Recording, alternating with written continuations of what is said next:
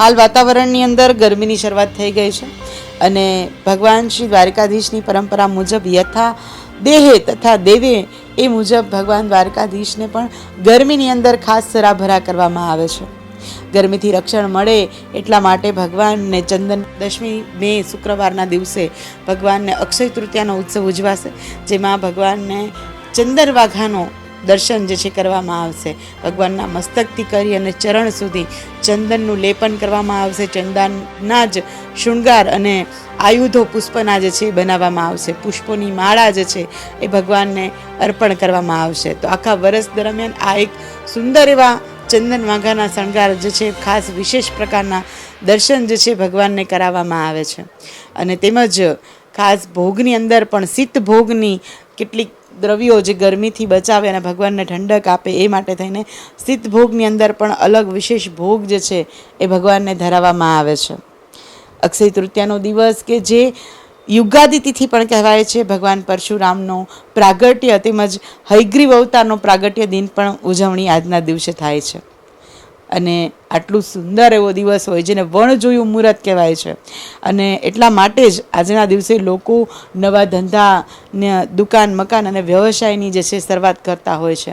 ખૂબ બહુ બધા લગ્નો પણ જે છે આજના દિવસે લેવાતા હોય છે, જેનો ક્યારેય ક્ષય ન થાય, જેનો ક્યારેય નાશ ન પામે એ દિવસ એટલે અક્ષય તૃતીયા દિવસ. તો આવો વધુ વિગતે જાણીએ ભગવાન શ્રી દ્વારકાધીશના મંદિરની અંદર કઈ રીતે અક્ષય તૃતીયા ઉજવાશે, એ માટે શું તૈયારીઓ થઈ રહી છે અને કઈ રીતે ભગવાનને ગ્રીષ્મની અંદર ખાસ સરાભરા કરવામાં આવશે.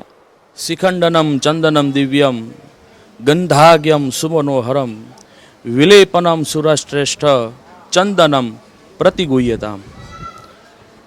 આવતી 10 તારીખ 10 મેના શ્રી ઠાકોરજીનો અક્ષય તૃતીયાનો ઉત્સવ બહુ દ્વારકામાં બહુ વિશેષ મહત્ત્વ ધરાવે છે. અક્ષય તૃતીયા દિવસથી જ ગ્રીષ્મ ઋતુનો પ્રારંભ થાય છે. દ્વારકાધીશજીના પૂર્ણ સ્વરૂપની અંદર મલ્યાગીરી ચંદન દ્વારા ચંદનનો લેપ તૈયાર કરવામાં આવે છે. એ ચંદનનો લેપ પૂજારીજીને સોંપી પછી પૂજારીજી ભગવાન દ્વારકાધીશના સંપૂર્ણ સ્વરૂપની અંદર મસ્તકથી લઈને ચરણ સુધીના સંપૂર્ણ ભગવાનના જે 16 ચિહ્નો છે, ભગવાન દ્વારકાધીશ 16 કલા સંપન્ન છે, એ આખા સ્વરૂપની અંદર આખો ચંદનનો શૃંગાર લગાડવામાં આવે છે.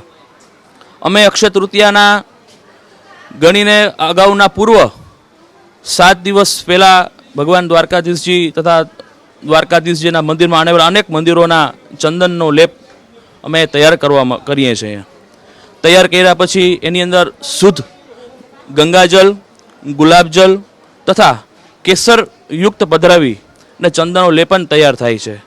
ત્યાર પછી પૂજારીજી મધ્યાહનકાલની અંદર ભગવાન દ્વારકાધીશજીના શ્રી સ્વરૂપની અંદર ચંદનનો લેપ લગાડી અને આખા ઠાકોરજીને ગરમીથી રક્ષણ મળે, ગરમીથી શીતળતા પ્રાપ્ત થાય એ ભાવથી ભગવાન દ્વારકાધીશના સંપૂર્ણ સ્વરૂપની અંદર ચંદનનો લેપન લગાડવામાં આવે છે. ત્યાર પછી ભગવાન દ્વારકાધીશજીને શીતળતા અનેક પ્રકારના વ્યંજનો ભગવાનને લગાડવામાં આવે છે, જેમ કે શ્રીખંડ છે, આંબાનો રસ છે, મુરંબો છે, ગરમળો છે, ચણાની દાળ છે, મગની દાળ છે. આવા ઠંડા પદાર્થના વ્યંજનો ભગવાન દ્વારકાધીશજીને ભગવાનને ભોગ અર્પણ કરવામાં આવે છે.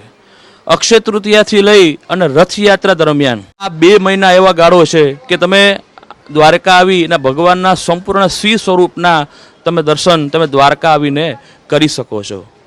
તો મધ્યાહનકાળની અંદર જ્યારે ભગવાન દ્વારકાધીશજી રાજભોગ આરોગી લઈ તે પશ્ચાત ભગવાનના વક્ષસ્થળની અંદર ભગવાનના આખા વક્ષસ્થળની અંદર ચંદનનો લેપ પૂજારી દ્વારા લગાડવામાં આવે છે.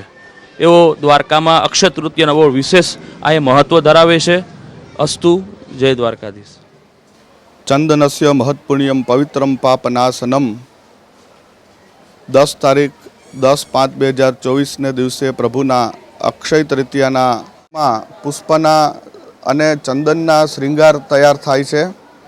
જુઈ, ચમેલી, મોગરો, કેતકી, માધવી પ્રભુને અલગ અલગ ફૂલોનો શૃંગાર સાંજના સમયમાં પ્રભુને અલગ અલગ શૃંગાર થાય છે. ચંદન ખાસ મલ્યાગીરી પર્વતથી દ્વારકા અહીંયા આવે છે. વૈષ્ણવો દ્વારા, ભાવિ ભક્તો દ્વારા હાલમાં જ અમારા યજમાન શ્રી ખંડેલવાલ પરિવાર, અનિલજી ખંડેલવાલ પરિવારે એમને પણ ચંદન સેવા પ્રભુને અર્પણ કરી. સામળસા શેઠના મંદિરમાં લગભગ આજુબાજુના મંદિર, રૂક્ષ્મણી માતાજીનું મંદિર, સામળસા શેઠનું મંદિર, પ્રદ્યુમનજી ભગવાન શ્રી કૃષ્ણ મહારાજના પુત્ર પ્રદ્યુમનજીનું મંદિરમાં, એમ બધા મંદિરોમાં ચંદન સેવા અમે પ્રારંભ કરી દઈએ છીએ. ચંદન શૃંગાર હર યાત્રાળુ શ્રદ્ધાળુ વૈષ્ણવો પ્રભુને નિહાળે છે, આંખોમાં ઠંડક પામે છે. એનાથી જનજીવન સુખમય રહે, લોકોના અંતર ઉત્સાહ ઉમંગ ભરાયેલો રહે. જય દ્વારકાધીશ.